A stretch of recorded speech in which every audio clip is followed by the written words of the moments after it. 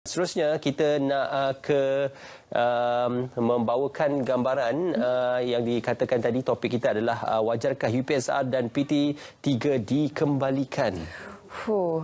Mungkin bagi kami, malangnya pengacara pagi ini tidak mempunyai anak-anak yang memenuhi kriteria ini. Tapi apa pun penting kita bawakan juga untuk perbincangan bersama. Kita ingin dengarkan bagaimana apa antara pandangan ibu bapa, penjaga, mungkin golongan remaja sendiri yang berada dalam had umur yang menduduki peperiksaan ini. Apakah barangkali kadang-kadang ada yang mengatakan kalau ada exam barangkali ada lebih sasaran, macam ada tujuan. Tapi ada yang juga mengatakan mungkin jika dialihkan tekanan tersebut, mungkin ialah perspektif pemikiran pembelajaran itu juga berubah. Kita bawakan tetamu kita pagi ini yang merupakan seorang pensyarah Jabatan Pendidikan Bahasa dan Literasi Fakulti Pendidikan Universiti Malaya, Profesor Madya Dr. Zuwati Hasim. Terima kasih. Terima kasih Doktor kerana bersama kami pada pagi ini. Istimewa sekali kita memulakan mukadimah dan juga bicara kita pada pagi ini dengan mempersilakan Doktor bersama dengan kita. Doktor, cakap-cakap yang sedang berlegar pada ketika ini. Kalau ketika ini kita mengulakan pentaksiran bersandarkan kepada bilik darjah ataupun PBD kalau tidak silap saya. Jadi ia bersandarkan kepada prestasi sepanjang tahun anak-anak itu, khususnya di sekolah rendah dan juga di sekolah menengah. Jadi apa mungkin kita mengenal dengan lebih dekat sebagai permulaan perbezaan penilaian atau pentaksiran berasaskan bilik darjah dengan penilaian berasaskan peperiksaan utama seperti PT3 dan juga UPSR ini? Okey, terima kasih terlebih dahulu kerana menjemput saya. Topik ini memang hangat diperkatakanlah semenjak kedua-dua peperiksaan ini dihentikan. Jadi di sini kita kena faham objektif kenapa ianya diadakan pentaksiran berasaskan sekolah.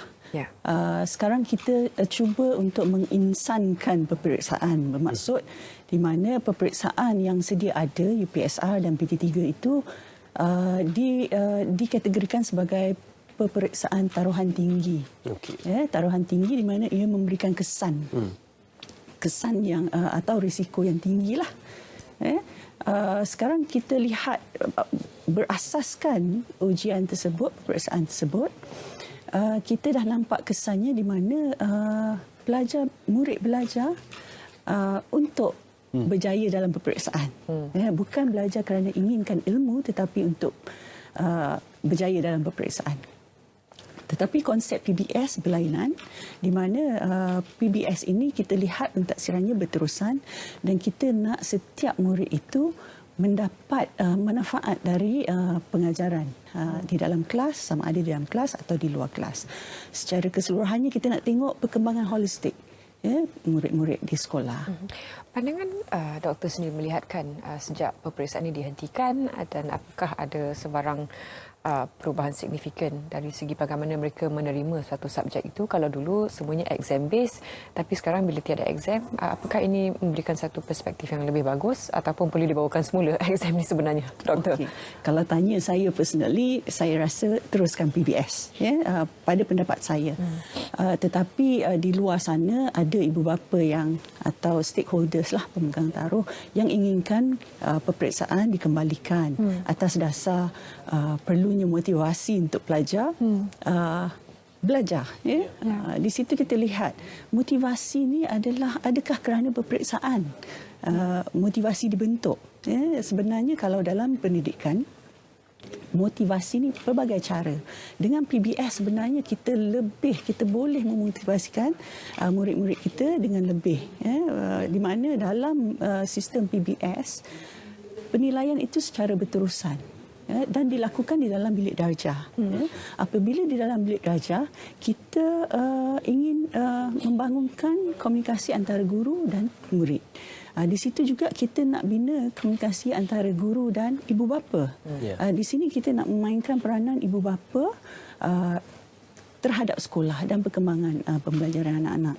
Jadi kalau kita berkata exam itu lebih baik untuk memotivasikan pelajar, di sini saya tak nampak. Sebenarnya jika kita nak motivasikan pelajar, ada pelbagai cara. Contoh kaedah yang guru gunakan di dalam kelas, atau bahan pengajaran yang digunakan dalam kelas. Adakah ia menarik minat pelajar? Kalau dulu sebab saya pun ibu bapa, ibu kepada anak-anak yang pergi ke sekolah. Kalau dulu kita lihat sistem peperiksaan itu, kita nak anak-anak kita cemerlang.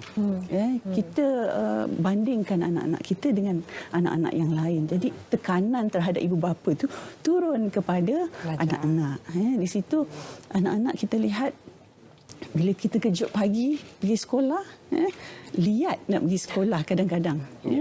Lihat. Tetapi dengan PBS ni, saya sendiri melihatlah perubahan pada anak saya sendiri. Mana senang, tak perlu nak tak ada tantrum nak pergi sekolah.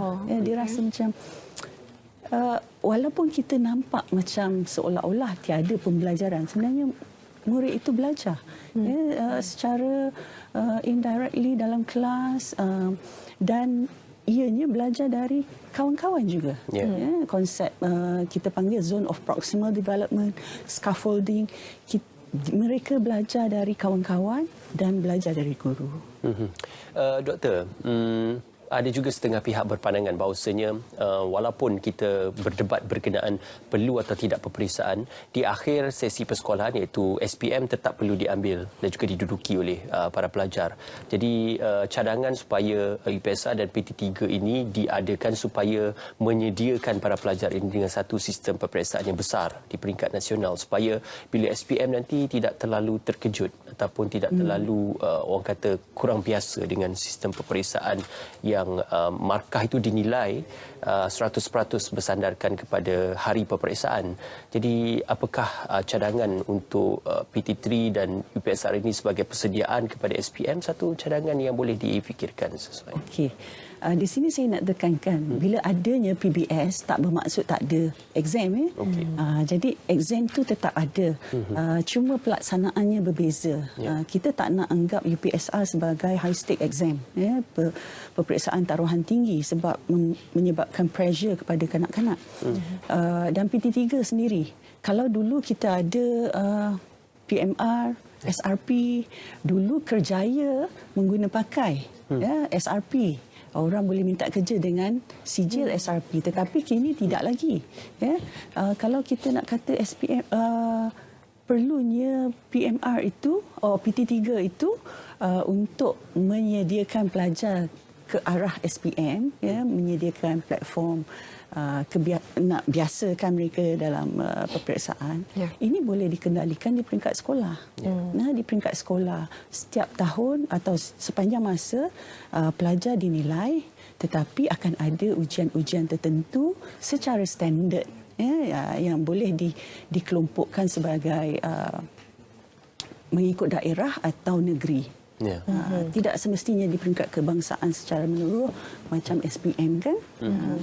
Bagaimana dengan ketiadaan PT3 ini masih boleh memberikan suatu sense of direction, ataupun pelajar boleh mengetahui mata pelajaran mana yang mereka bagus, mata pelajaran mereka lemah, supaya mereka boleh membuat perancangan yang lebih lanjut semakin hujung ke proses pendidikan mereka. Itulah bila kita ketengahkan pendidikan pentaksiran dalam bilik darjah. Di situ pelajar dah tahu kelemahan. Sekiranya pentaksiran bilik darjah dilaksanakan dengan betul.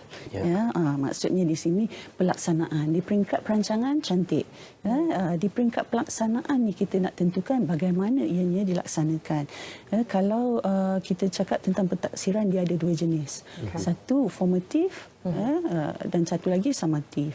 Summatif itu kita jalankan di hujung bila habisnya sesuatu unit pengajaran atau hujung tahun. Tetapi formatif ini berterusan. Maksudnya setiap kali guru masuk, dia akan jalankan penilaian secara tidak semestinya secara formal, secara informal, dengan bertanyakan kepada pelajar, atau dengan memberikan kuis, alternative assessment. Ya, cuma itulah untuk pandangan berkenaan PT3 dan UPSR ini untuk kita ada satu penilaian setara di peringkat nasional kerana setiap sekolah dan juga prestasi murid di sekolah itu mungkin berbeza. Kalau contoh sekolah berasrama penuh, MRSM, sekolah sains, sekolah menengah kebangsaan dan juga mungkin yang di luar bandar dan juga pedalaman. Jadi apakah wajar untuk kita menggunakan satu sistem peperiksaan major seperti PT3 dan UPSR untuk menilai standard pencapaian para pelajar di peringkat nasional, apatah lagi kita sudah menggunakan elemen kebat dalam sistem pembelajaran. Di sini berkait dengan pelaksanaan, berkait dengan pelaksanaan kita anggap PBS dapat membantu setakat ni. Sebenarnya inisiatif untuk menginsankan peperiksaan ni bermula 2005 lagi. Perubahan ni bukan perubahan yang mendadak.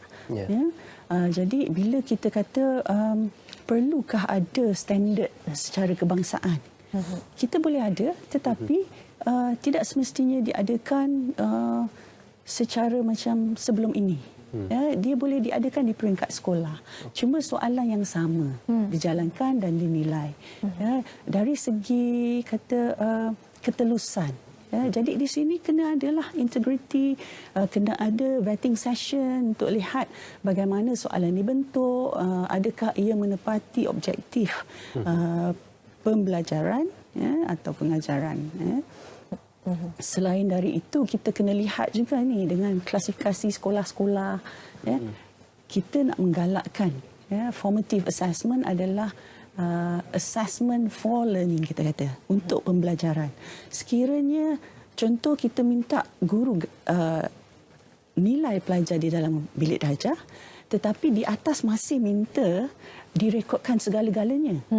Bebanan kerja bagi guru. Betul. Jadi itu bukan sebenarnya konsep formative assessment, pentaksiran formatif. Ia boleh berlaku secara formal atau informal. Tiga situasi yang perlu diambil kira sekarang, maklum balas pelajar, maklum balas ibu bapa dan juga maklum balas para pendidik itu sendiri. Ya, betul. Apakah antara respons yang paling sering didengari bila persoalan apakah perlu PT3 dan UPSR dibawa semula, reaksi guru-guru pula bagaimana?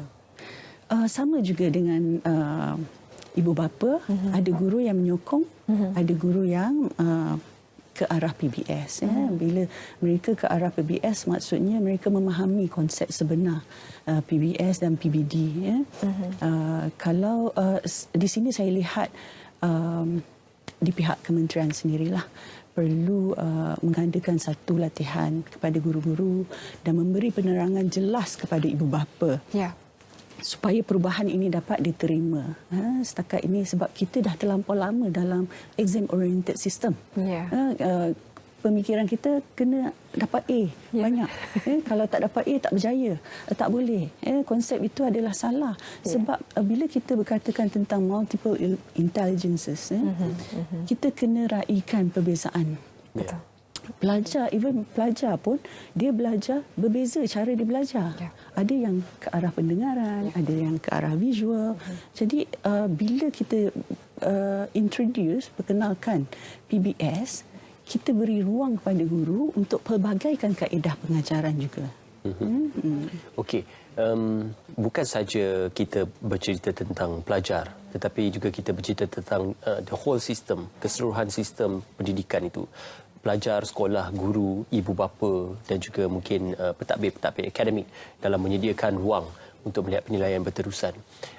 Kalau sijil tinggi pelajaran Malaysia sudah mula menggunakan sistem pointers untuk dibawa sehingga kepada akhirnya, apakah berasional juga untuk kita membawa sistem seperti itu untuk menjadikan ia sebagai satu penilaian akhir daripada mulanya awal persekolahan sehinggalah akhir persekolahan? Dan saya kira ini juga sudah diteruskan oleh beberapa sekolah premier seperti MRSM untuk membawa sistem pointers. Jadi apakah mungkin boleh diterima sistem pointers ke dalam sistem pendidikan sekolah? Saya rasa itu antara jalanlah cara yang mungkin kita boleh, kalau kita nak selaraskan dengan sistem di IPTA.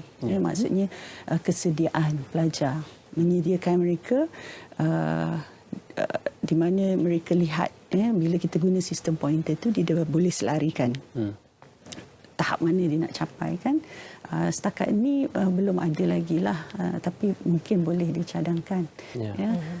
Cumanya keperluan kita kena lihat balik apakah keperluan untuk adakan sistem itu. Seperti PBS juga, apakah keperluannya? Bukan saja-saja diperkenalkan, ada objektif-objektif yang ingin dicapai. Sedikit rumusan kalau doktor boleh berikan, terutama kepada mereka yang terlibat secara langsung dalam topik ini. Tadi doktor sebutkan tentang bagaimana pelaksanaannya. Dari segi idea memang cantik, tapi dari segi pelaksanaan ada cabaran-cabarannya. Jadi apa antara sekiranya ada laundry list ataupun senarai tertinggi untuk memperbaiki pelaksanaan tersebut, apa antara yang perlu dilakukan terlebih dahulu dan siapa yang bertanggungjawab? Okey. Kalau cadangan saya, sebenarnya dari segi pelaksanaan tu kita kena lihat secara menyeluruh. Perubahan tu bukan hanya di peringkat sekolah. Di sekolah kita inginkan kebersamaan. Semua pelajar adalah sama. Mungkin pelajar yang bagus boleh mengajar pelajar yang kurang berkemahiran. Di sini kita lihat penetapan, contoh penggunaan GPS, grade purata sekolah. Maklumat yang diperolehi itu adalah hanya untuk dalaman, untuk memperbaiki sekolah. Sekolah yang bagus, bagaimana sekolah yang bagus itu dapat membantu sekolah yang kurang baik dia punya prestasi. Itu yang kita hendakkan. Kita nak learning circles, circle, development of circle tu kita nak. Bukan untuk membandingkan. Bila dapat keputusan tu dah siap membanding-banding. Itu tak boleh. Bila kita dah ada ukuran secara itu di atas, yang di bawah tertekan. Jadi perubahan tu tak berlaku dengan baik. Jadi saranan saya adalah bila buat perubahan menyeluruh perlu dilihat. Bukan di segi pelaksanaan di peringkat sekolah sahaja. Dan latihan amat perlu, serta kesedaran berkaitan PBS, PBD. Walaupun juga perdebatannya, saya kira motivasi dan juga kesedaran untuk sistem pendidikan ini adalah untuk menginsankan pendidikan seperti mana dikatakan oleh doktor tadi dan memupuk pelajar yang sempurna jeri ataupun jasmani emosi. Dan juga itulah, terima kasih Prof. Mahdia kerana bersama dengan kami pada pagi ini. Wajar rakan UPSR dan PT3 dikembalikan. Ini keputusan dan juga akan tertakluk dari semasa ke semasa apabila ada perbincangan lanjut mungkin di peringkat Kementerian Pendidikan dan juga di peringkat Kabinet, insya-Allah. Terima kasih doktor.